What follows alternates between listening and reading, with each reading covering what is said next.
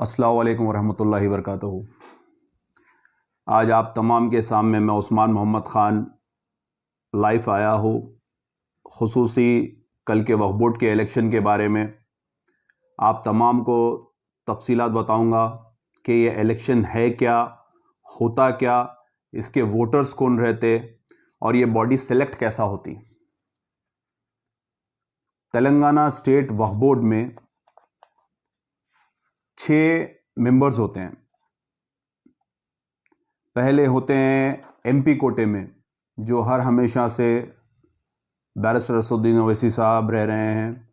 फिर एक एमएलए कोटा होता है। एमएलए कोटे में मौज़म खान साहब भी रह चुके हैं साबिक़ा में। अभी कौसर मोहिउद्दीन साहब जो कारवान के एमएलए है, अभी वो मुंतखब हो गए हैं। असदुद्दीन ओवैसी साहब मुंतखब हो गए हैं, कौसर मोहिउद्दीन साहब मुंतखब हो गए हैं, फारूक हुसैन साहब एमएलसी कोटे में मुंतखब हो गए हैं। अब मुतवली और ग्रेवयार्ड अपने मस्जिद कमेटी, ये मुतवली और ग्रेवयार्ड कमेटी, मस्जिद कमेटी में एक एक रुकन इलेक्शन होता है इनका, या इनको बॉडी भी चुन ले सकती है। इलेक्शन होता है इनका, जो अब इलेक्शन हो रहा है। बार काउंसिल से एक बार काउंसिल वाले वोट डाल के एक लाते हैं, तो आपके 3 तो सिलेक्टेड हो गए हैं मुतवली में, या मुतवली के भी 2 बन सकते हैं या मस्जिद कमेटी के भी 2 बन सकते हैं। बहरहाल मुतवली कोटे से और मस्जिद कोटे से एक एक आता है, तो ये हो गए आपके 5, और बार काउंसिल का जो होता है 6। तो अब इलेक्शन सिर्फ हो रहा है, अवाम समझ रही है वक्फ बोर्ड का इलेक्शन हो रहा, वक्फ बोर्ड का इलेक्शन हो रहा। अवाम को यह जानना चाहिए सिर्फ मैनेजिंग कमेटी और मुतवली, ये 2 जनों का इलेक्शन हो रहा है। अब ये कैंडिडेट कैसा बन सकते हैं, और लोग पूछ रहे हैं वोटर्स कैसा बन सकते हैं, तो मैं आपको ये बताऊंगा कि कैंडिडेट जो होता है मुतवली, जिसके खबरस्तान होते हैं, जिसके बारगाहों के सज्जादे होते हैं या बारगाह के मुतवली होते हैं, वो लोग वक्फ बोर्ड को 1 लाख रुपए अगर उससे आमदनी हो रही है उस इंस्टीट्यूशन से, उसके 7,000 रुपए वक्फ फंड अगर बनते हैं, तो वो एलिजिबल होते हैं वोट डालने के लिए भी, कैंडिडेट बनने के लिए भी। जो वोट डाल सकता वो कैंडिडेट भी बन सकता।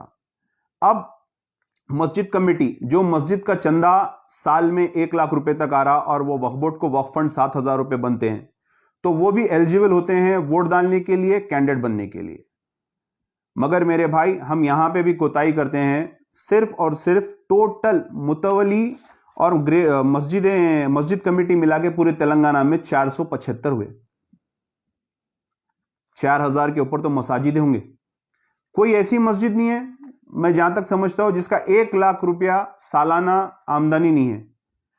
वक्फ बोर्ड को 7,000 रुपये वक्फ फंड अगर बनते हम, तो आज कैंडिडेट रहते थे, आज वोटर रहते थे। ये लोग जो मस्जिद कमेटी, अब मस्जिद कमेटी कैसा बनती है मैं आपको बताता हूं, और ये वोटर्स के वोट्स कैसे होंगे आपको मैं वो भी बताता हूं। मस्जिद कमेटी, मस्जिद में कम से कम मुसल्ली जुमे की नमाज में 500 से 700 पढ़ते हैं हमारे पास, और डेली एक 70-80 हर नमाज में हमारे पास होते हैं मसाजिदों में, मोहल्ले की मसाजिदों में। अब ये मसाजिद के तमाम लोग मिलकर 2 जने जाते हैं वक्फ बोर्ड में कि हम हमारी कमेटी बनाएंगे, हम हमारी कमेटी बनाएंगे। मेरी बात को गौर फरमाइए आप लोग। ये दोनों लोग जाते हैं कि हमारी कमेटी बनाइए, हमारी कमेटी बनाइए। अब जो हल्के की मस्जिद होती है, वो बात को गौर फरमाइए भाई, जो हल्के की मस्जिद होती है, उस हल्के के एमएलए को वक्फ बोर्ड के चाटोकार फोन मारते हैं। वो चाटोकार फोन मारकर पूछते हैं कि साहब फलानी मस्जिद के लोग आए हैं, 2 लोग, इन्हों बोल रहे हैं हमारे को बनाओ, इन्हों बोल के हमारे को बनाओ, आपकी राय क्या है। एमएलए साहब उनकी लिस्ट लेते हैं, उनके नाम लेते हैं, अपने कॉरपोरेटर को देते हैं। अपने कॉरपोरेटर जाकर उस मस्जिद में अपना कौन है, अपने अगेंस्ट कौन है, वो देखते हैं। वो देखकर इनके फेवर के आदमी को मस्जिद कमेटी में लेते हैं, और वो मस्जिद कमेटी रजिस्ट्रार हो जाती है। वहां पे साहब के लिए दुआ भी होती है, साहब के लिए वोट की अपील भी होती है। बहरहाल हमारी शुरुआत यहीं से होती है, दूसरे के लिए कुछ नहीं होता वहां पे, साहब का हुक्म चलता वहां पे। ये मस्जिद कमेटियां ऐसा बनते हैं। अब कुछ मस्जिदें हैं जो अपने बलबूते पे बना लिए, अपनी मेहनत से बनाए, अपने काम से बनाए, कहीं झुकने वाले लोग भी नहीं है, वैसे भी लोग हैं इसमें। तो ज्यादातर ऐसे मस्जिदें हैं जो साहब के हुक्म पे, साहब के इशारों पे बने सो कमेटियां हैं। अब ये तमाम वोटर्स को कॉल्स चले गए, ये वोटर्स भी डिसाइडेड है किसको वोट डालना है। ये वोटर्स तमाम तेलंगाना के मुसलमानों का मुस्तकबिल के लिए नहीं है। ये वोटर्स की लिस्ट है मेरे पास, जिसमें एजुकेशनिस्ट है, मुतवलीज है, कॉलेजों के ओनर्स है, और काफ़ी कुछ लोग हैं जो मसाजिदों की खिदमत कर रहे हैं, वो लोग भी है, जो ग्रेवयार्ड्स की खिदमत कर रहे हैं वो लोग भी है। ये तमाम लोग हैं। अब मेरे भाई, ये लोग सिर्फ एक मुतवली और एक मैनेजिंग कमेटी का कैंडिडेट चुनेंगे, या दो मुतवली चुन लेंगे या दो मैनेजिंग कमेटी से, बहरहाल इसमें से दो ही चुने जाएंगे जिसका इलेक्शन हो रहा। अब रह गया बार काउंसिल का। बार काउंसिल में एक कैंडिडेट है हमारे साबिका, ऑलरेडी काउंसिल रह चुके हैं, जेड जावेद बोल के हैं, बेचारे 10-15 साल से है। अभी वो कोर्ट को जा चुके हैं कि मेरे को मुतवलीशिप दो, और उनके ऑपोजिशन में है एमए के मुखिद एडवोकेट जो वफ़ के काउंसिल भी रह चुके हैं। अब ये दोनों में से डिसाइडेड है, टॉस होगा कल।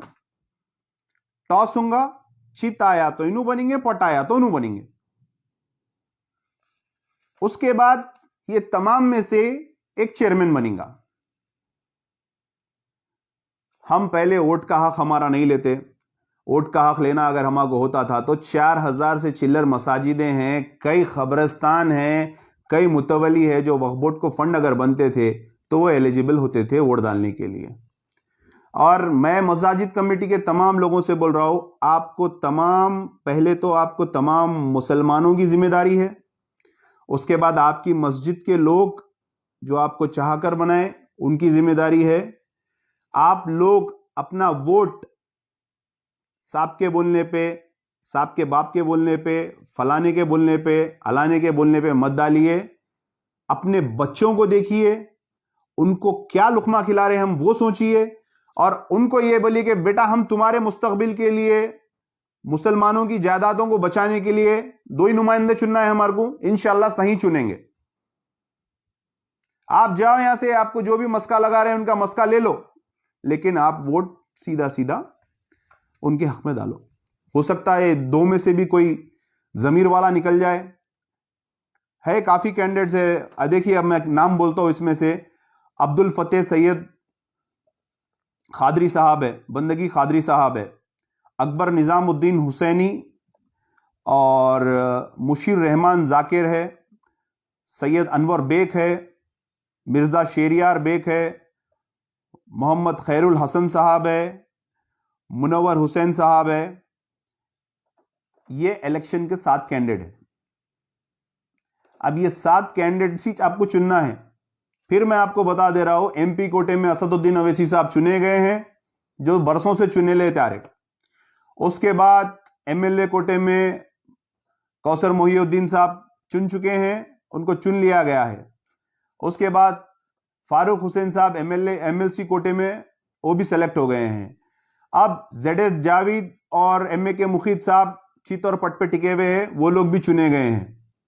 एक चित है, एक पट है, दोनों भी चुन चुके हैं। दोनों में से कोई एक आ जाएगा, कल टॉस हो जाएगा। सिर्फ और सिर्फ ये इलेक्शन, ये 7 कैंडिडेट में से 2 कैंडिडेट आने का है, तो इसको कोई इलेक्शन मत समझ के चलिए। और अगर इलेक्शन होता था तो ये लोग में से भी जो साबिका लोग हैं अपना प्रोग्रेस कार्ड बताते थे, और साबिका के लोग को हम सवाल पूछते थे। हम, हमारी पूरी जिंदगी निकल गई, चेयरमैन क्या करा, चेयरमैन क्या करा, चेयरमैन क्या करा। चेयरमैन का कुछ काम नहीं रहता वक्फ बोर्ड में, रबर स्टैंप होता चेयरमैन भी वक्फ बोर्ड में। सिर्फ जो ऑर्डर्स होते हैं वो सीओ पास करता है, चेयरमैन सिर्फ उस पर इनिशियल मारता है।